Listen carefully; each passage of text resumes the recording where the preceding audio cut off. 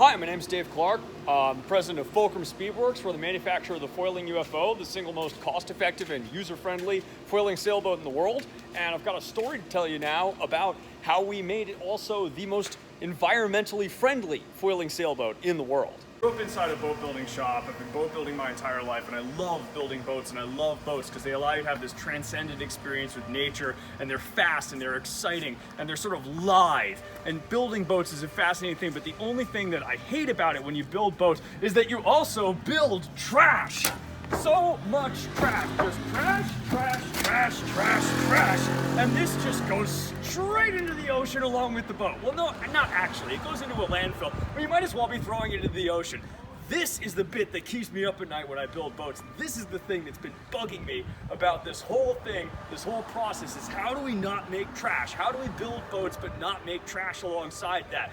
And let's move on so I can show you how we solve that here at Fulcrum.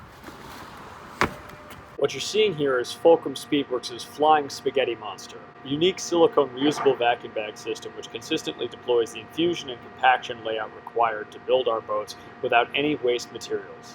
This decreases the amount of waste we create across our shop by a factor of between 50 and 90%, depending on how the numbers are stated.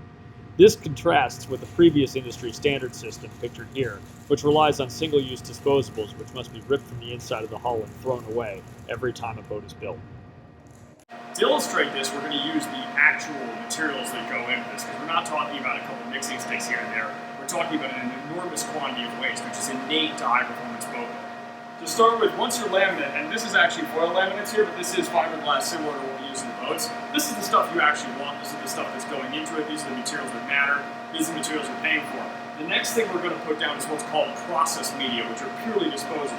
First thing that goes down, and it's in the hull, about 6 yards of peel ply. This is a barrier layer. This is to tear away everything above it. It basically allows the Band-Aid to get ripped off. This is all disposable cloth here. Everything above it is waste. Next, we put down flow media. This is a black shade cloth. I believe it's ex-military, I have no idea. It's immensely thirsty, and we wallpaper the inside of the part with this. Every single part you get this because it creates a good consistent flow, but guess what? It traps material inside there.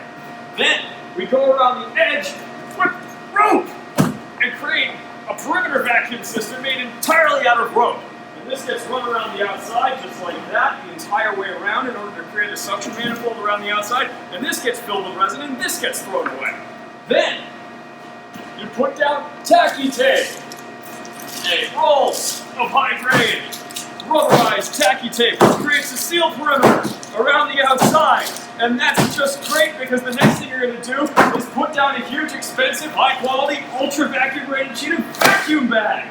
And then another sheet of vacuum bag for the other part, because each one you're doing them at once. And this stuff, this isn't cheap. This isn't, like, nobody fired this out. A great deal of effort goes into making sure this is perfectly vacuum sealed so you can use it with great assurance because you're doing high quality stuff.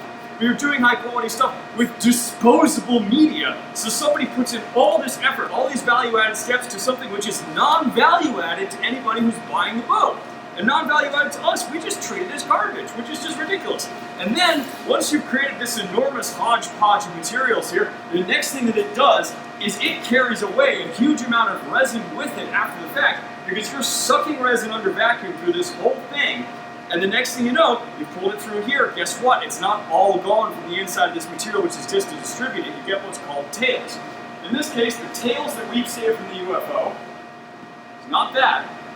That is a product. That is 1 pound of vinyl ester resin. What we saved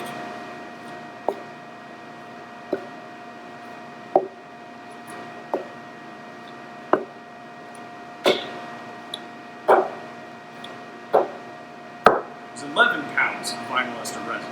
11 pounds of highly purified and improved crude oil with incredible mechanical qualities, all of which, due to this system, were getting thrown away. Thanks to the distributor system we've built, it's all going into the part, and the rest of it that would have gone into all these tails, that would have been tails in this whole system, gone. That's the amount of garbage we're talking about. So now, as it's done, fabric is placed into the mold that will ultimately become the hull, This is the fiberglass laminate that we will actually end up using, not a disposable piece of content. The reusable silicone vacuum bag descends from the sky on a hoist. Resin is sucked into the laminate under vacuum pressure, and the bag is once again hoisted up into the ceiling to wait to be used again. And that effort, though it may seem mundane, enables us to do this without this. This with less of this. What I'm driving at here is that our mission at Fulcrum Speedworks for our entire 2 years of operation has been, if you can sail, you can fly. And that word "can" isn't just about the ease of use of the boat, the ease of setup, how well it fits on top of your car, how easy it is to store, how low maintenance it is. It's also about cost, that you can afford it.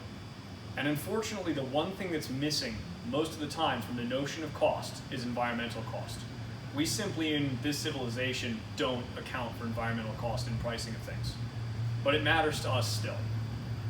And it matters to me a great deal that with this hull, virtually nothing went into the dumpster. And this put virtually nothing into the dumpster. And this one put virtually nothing into the dumpster. And that one, and that one, and that one, and that one. Every hull in this shop was made at a lower environmental footprint, a lower factor of waste than any hull I have ever presided over in manufacturing. And that matters.